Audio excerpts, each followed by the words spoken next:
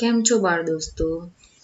આજે આપણે ધોરણ 7માં પ્રકરણ 9 પૃથ્વીની આંતરિક રચના અને ભૂમિ સ્વરૂપો વિશે શીખીશું. બાળ દોસ્તો, તમને પૃથ્વી વિશે તો ખબર જ છે. પૃથ્વી એક એવો ગ્રહ છે કે જેના પર વિકસિત જીવન જોવા મળે છે. અન્ય અવકાશી પિંડોની જેમ પૃથ્વીનો આકાર પણ ગોળાકાર છે. તેમાં અંદર અને બહાર સતત પરિવર્તન થતું રહે છે. પરિવર્તન એટલે બદલાવ. પૃથ્વી ઉપર કાયમને માટે રોજબરોજ કંઈક ને કંઈક નવું પરિવર્તન થતું રહે છે.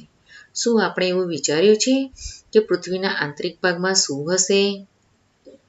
આંતરિક ભાગ એટલે અંદરનો ભાગ. પૃથ્વી કેવા પદાર્થોની બનેલી છે? તો આ બધા પ્રશ્નોના જવાબને સમજવા માટે આપણે આગળનો પાઠ જોઈએ. પૃથ્વીનો આંતરિક ભાગ એટલે કે ભૂગર્ભ. પૃથ્વી એ ડુંગળીની માફક એક ઉપર એક સ્તરથી ગોઠવાયેલ અનેક સ્તરોની બનેલ છે. બાળ દોસ્તો, તમને ખબર હશે કે ડુંગળીમાં તમે જોવો છો તો એક પછી એક ઉપર એમ જુદા જુદા નજીકથી પડ ગોઠવાયેલા છે અને તેના સ્તરના કારણે તે અનેક સ્તરોની બનેલી છે. પૃથ્વી સપાટીના સૌથી ઉપલા સ્તરને ભૂકવચ કહે છે. તો આવી જ રીતે પૃથ્વીની સપાટી ઉપરનું જે ઉપલું સ્તર છે તેને ભૂકવચ કહે છે. આ સૌથી પાતળું સ્તર હોય છે. એ ભૂમિખંડ પર આશરે 35 કિલોમીટર સુધી હોય છે. જે જમીનનો ભાગ છે પૃથ્વી પર આવેલો તેને ભૂમિખંડ કહે છે. તો તેની ઉપર તે 35 કિલોમીટર સુધી હોય છે. ભૂમિખંડની સપાટી ખાસ કરીને સિલિકા અને એલ્યુમિના જેવા ખનિજોની બનેલી છે. ભૂમિખંડની સપાટી સિલિકા અને એલ્યુમિના જે પદાર્થો છે તેની બનેલી છે. તેથી તેને સી સિલિકા તથા એલ્યુમિના કહેવામાં આવે છે. એટલે ટૂંકમાં તેને Cl કહેવાય છે. મહાસાગરનું કવચ મુખ્યત્વે સિલિકા અને મેગ્નેશિયમનું બનેલું છે. આ જ રીતે મહાસાગરનું કવચ એટલે તેની ઉપરનું કવર. જે કવચ છે તે મુખ્યત્વે સિલિકા અને મેગ્નેશિયમનું બનેલું છે. તેથી તેને સી એટલે સિલિકા અને મા એટલે મેગ્નેશિયમ કહેવામાં આવે છે. જુઓ, અહીંયા સુંદર મજાની આકૃતિ દોરેલી છે. જેમાં પૃથ્વીના સ્તર બતાવેલા છે. આંતરિક ભૂગર્ભ જે બરાબર મધ્યમાં બતાવેલું છે તે આંતરિક ભૂગર્ભ, પછી તેની બહાર બાહ્ય ભૂગર્ભ, તેની બહાર મેન્ટલ અને એની બહાર પોપડું. આ કવચની બરાબર નીચે મેન્ટલ હોય છે. જે મહાસાગરનું કવચ છે સિલિકા અને મેગ્નેશિયમ એટલે કે સીમાં, પછી તેની નીચે મેન્ટલ હોય છે જે આશરે 2900 કિલોમીટરની ઊંડાઈ સુધી ફેલાયેલું છે. જે પેટાળમાં 2900 કિલોમીટર સુધી ઊંડું હોય છે. પૃથ્વીનું સૌથી આંતરિક સ્તર ભૂગર્ભ છે. સૌથી અંદરનું સ્તર જોઈએ તો તે છે ભૂગર્ભ, જેની ત્રિજ્યા આશરે 3500 કિલોમીટર જેટલી છે. અને તેની ત્રિજ્યા તમે ગણિતમાં ભણો છો તો વર્તુળની ત્રિજ્યા હોય એ રીતે આ ભૂગર્ભ સ્તરની ત્રિજ્યા 3500 કિલોમીટર જેટલી છે.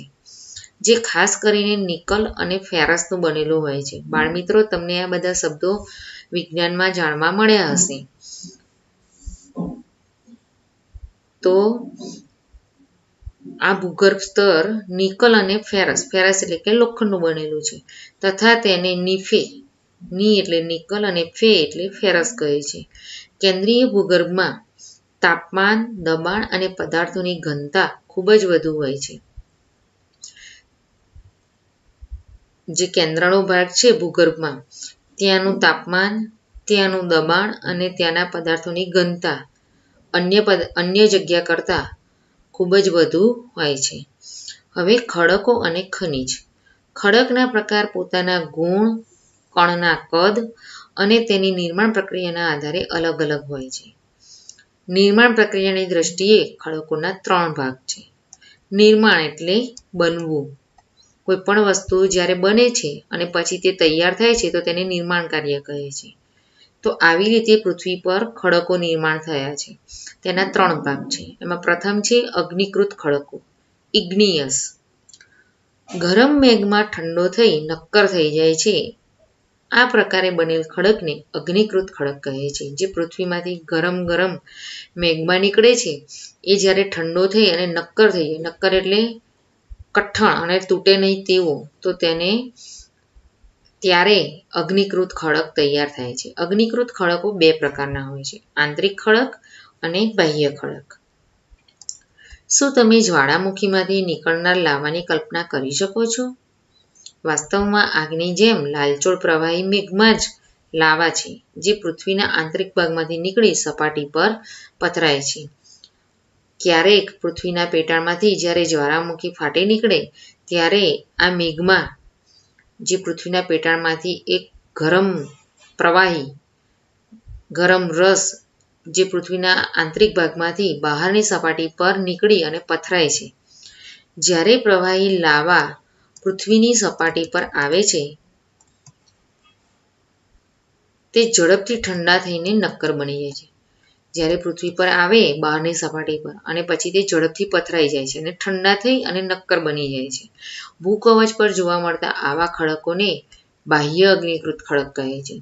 તેમની સંરચના એટલે ગોઠવણ ખૂબ નાની દાણાદાર હોય છે. દ્રષ્ટાંત તરીકે બેસાલ્ટ. દ્રષ્ટાંત એટલે ઉદાહરણ. પ્રવાહી મેઘમાં ક્યારેક ભૂકવચની અંદર ઊંડાઈએ જ ઠરી જાય છે. જ્યારે પ્રવાહી મેઘમાં ક્યારેક ભૂકવચની અંદર જ ઊંડાણમાં ઊંડી જગ્યાએ જ ઠરી જાય છે. આ પ્રકારે બનેલ નક્કર ખડકોને આંતરિક અગ્નિકૃત ખડક કહે છે.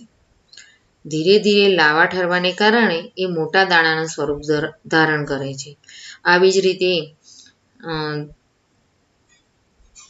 ધીરે ધીરે લાવા ઠરતો જાય અને જ્યારે જેમ જેમ ઠરવાની ક્રિયા થાય તેમ તે મોટા દાણાનું સ્વરૂપ ધારણ કરે છે. ગ્રેનાઇટ આવા ખડકોનું જ એક દ્રષ્ટાંત છે. બાળમિત્રો, તમે જાણતા હશો કે આપણે જે પેન્સિલ બને છે, પેન્સિલની અંદરનો જે કણ છે તે ગ્રેનાઇટ પથ્થરનો બનેલો છે અને આવા જ ગ્રેનાઇટ પથ્થરો આ ખડકોમાં આવેલા હોય છે. ઘંટીમાં અનાજ, દાણા કે મસાલાને પીસવા માટે જે પથ્થરોનો ઉપયોગ મોટાભાગે થાય છે તે ગ્રેનાઇટના બનેલા હોય છે. અત્યારે તમે જુઓ તો ઘંટીમાં તૈયાર જે ઇલેક્ટ્રિક ઘંટી આવે છે અનાજ પીસવા માટેની, દાણા પીસવા માટેની કે મસાલાને પીસવા માટેની, તો તેમાં એક પથ્થર બેસાડેલો છે. આ પથ્થર ગ્રેનાઇટનો હોય છે. બીજું છે જળકૃત ખડકો. ખડકો ઘસાય, અથડાય કે ટકરાઈને નાના ટુકડામાં ફેરવાય છે. હવે પૃથ્વીની સપાટી પર આવેલા ખડકો ક્યારેક ઘસાય છે, ક્યારેક એકબીજા સાથે અથડાય છે, ક્યારેક એકબીજા સાથે ટકરાય છે, તો એનું નાના નાના ટુકડામાં વિભાજન થાય છે. આ નિક્ષેપ પવન, હવા, પાણી વગેરે દ્વારા એક સ્થળેથી બીજા સ્થળે પહોંચે છે અને આ નાના નાના ટુકડા પવન દ્વારા, હવા દ્વારા કે પાણી દ્વારા એક જગ્યાએથી બીજા જગ્યાએ પહોંચે અને ત્યાં જમા થાય છે. આ નિક્ષેપિત ખડક દબાઈ અને નક્કર બની ખડકના સ્તર બનાવે છે. આ પ્રકારના ખડકોને પ્રસ્તર ખડક કહેવામાં આવે છે. દ્રષ્ટાંત તરીકે રેતાળ એટલે કે રેતીયો પથ્થર રેતના કણોથી બનેલો છે. આ ખડકોમાં વનસ્પતિ, પ્રાણી અને અન્ય સૂક્ષ્મ જીવાણુઓ જે ક્યારેય આ ખડકોમાં જોવા મળે છે, જે જીવાશ્મી પણ બને છે. ત્રીજું છે રૂપાંતરિત ખડકો. અગ્નિકૃત અને જળકૃત ખડકો ઊંચા તાપમાને અને અતિશય દબાણના કારણે રૂપાંતરિત ખડકોમાં ફેરવાઈ જાય છે. તેવા ખડકોને રૂપાંતરિત ખડકો કહે છે. બાળદોસ્તો, આપણે અગ્નિકૃત ખડકો વિશે જાણ્યું, જળકૃત ખડકો વિશે જાણ્યું. જ્યારે તેમને ઊંચું તાપમાન અને અતિશય દબાણ મળે ત્યારે તે ખડકો રૂપાંતરિત ખડકોમાં ફેરવાઈ જાય, એટલે કે તેનું રૂપ બદલાઈ જાય છે અને કંઈક નવો જ સ્વરૂપે ખડક ધારણ કરે છે. દ્રષ્ટાંત તરીકે ચીકણી માટી, સ્લેટમાં અને ચૂના પથ્થર એ આરસ પહાણમાં ફેરવાઈ જાય છે. અહીંયા ઉદાહરણ આપ્યું છે કે ચીકણી માટી પછી સ્લેટમાં અને ચૂના પથ્થર એ ઊંચા તાપમાને કે અતિશય દબાણે આરસ પહાણમાં ફેરવાઈ જાય છે. બાળદોસ્તો, અહીંયા જુઓ તમને જુદા જુદા ખડકના ફોટોગ્રાફ્સ આપેલા છે. આપણે જોઈશું તો મેઘમાં પૃથ્વીના પેટાળમાંથી લાવારસ બહાર નીકળે છે, બહાર આવીને ઠળે છે એ મેઘમાં. તેનું પછી અગ્નિકૃત ખડકમાં રૂપાંતર થાય છે, પ્રસ્તર ખડકમાં રૂપાંતર થાય છે, રૂપાંતરિત ખડકોમાં રૂપાંતર થાય છે, પાછું લાંબાગાળે ફરીથી તે જમીનમાં દટાઈને મેઘમાં બને છે. આ બાજુ જુઓ, બાજુમાં જ્વાળામુખીનું ચિત્ર આપેલું છે. જ્વાળામુખી પૃથ્વીની સપાટી પરથી જ્યારે જ્વાળામુખી ફાટી નીકળે ત્યારે આ પ્રકારની સ્થિતિ સર્જાય છે.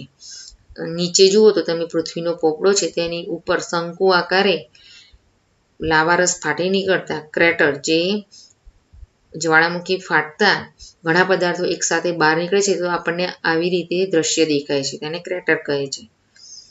તો આ રીતે જ્વાળામુખી ફાટે ત્યારે આવું જોવા મળે છે. તમને જાણીને નવાઈ પામશો કે કેટલીક ચોક્કસ પરિસ્થિતિઓમાં એક પ્રકારના ખડક ચક્રીય પદ્ધતિ એકબીજામાં પરિવર્તિત થઈ જાય છે. જુઓ, આપણે અહીંયા આ ચિત્રમાં જોયું તો મેઘમાંથી ઠરવાથી અગ્નિકૃત ખડકો બન્યા, તેમાંથી પ્રસ્તર ખડક બન્યા, તેમાંથી રૂપાંતરિત ખડક બન્યા, પછી પાછું તે લાંબા ગાળે મેઘમામાં ફેરવાય છે. આ રીતે એક ખડક ચક્રીય પદ્ધતિ પરિવર્તિત થાય છે. એક ખડકમાંથી બીજા ખડકમાં પરિવર્તન થવાની આ પ્રક્રિયાને ખડક ચક્ર કહે છે. તમે જાણો છો કે પ્રવાહી મેઘમાં ઠંડો થઈને નક્કર અગ્નિકૃત ખડક બની જાય છે. આ અગ્નિકૃત ખડકો નાના નાના ટુકડા રૂપે એક સ્થળેથી બીજા સ્થળે સ્થળાંતરિત થઈ પ્રસ્તર ખડકનું નિર્માણ કરે છે. તાપમાન અને દબાણના કારણે આ અગ્નિકૃત અને પ્રસ્તર ખડક રૂપાંતરિત ખડકમાં બદલાઈ જાય છે. અતિશય તાપમાન અને દબાણના કારણે રૂપાંતરિત ખડક પુનઃ પીગળીને પ્રવાહી મેઘમાં બની જાય છે. આ પ્રવાહી મેઘમાં ફરી ઠંડો થઈને નક્કર અગ્નિકૃત ખડકમાં ફેરવાઈ જાય છે. તો આ રીતે આખું ખડક ચક્ર ચાલે છે. હવે ખડકો પણ આપણા માટે ખૂબ જ ઉપયોગી છે. નક્કર ખડકોનો ઉપયોગ સડક, મકાન અને ઇમારતો બનાવવા માટે કરવામાં આવે છે.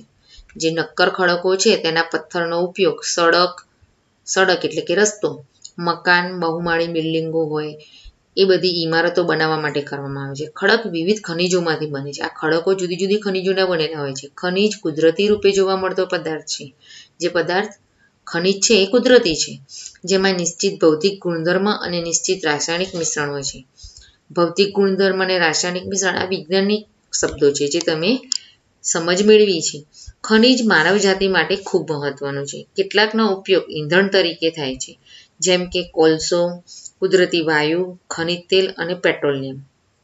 ઈંધણ એટલે બળતણ તરીકે આપણે તેનો કોલસો છે તો તેનો બળતણ તરીકે ઉપયોગ કરીએ છીએ. કુદરતી વાયુ જેને આપણે રાંધવા માટે ઉપયોગ કરીએ છીએ. ખનિજ તેલ તો વાહનોમાં ઉપયોગ થાય છે. અને પેટ્રોલિયમ તો કારખાના, રિફાઇનરીઓમાં તથા વાહનોમાં પણ તેનો ઉપયોગ થાય છે. તેનો ઉપયોગ વિવિધ ઉદ્યોગો અને ઔષધિ બનાવવા પણ થાય છે, જેમ કે લોખંડ, એલ્યુમિનિયમ, સોનું, યુરેનિયમ વગેરે. બરાબર. તો બાળ દોસ્તો, આપણે અહીંયા ખડકો વિશેની માહિતી મેળવી. હવે આગળની માહિતી આપણે ભાગ 2માં જોઈશું. તો બાળ દોસ્તો, મેં ભણાવેલા આ ખડકોના પ્રકારને તથા પૃથ્વીના સ્તરને તમે ફરીથી વારંવાર વાંચી સમજવાનો પ્રયત્ન કરશો અને તેના નાના નાના પ્રશ્નોના ઉત્તર પોતાના ગૃહ કાર્યના ચોપડામાં લખશો.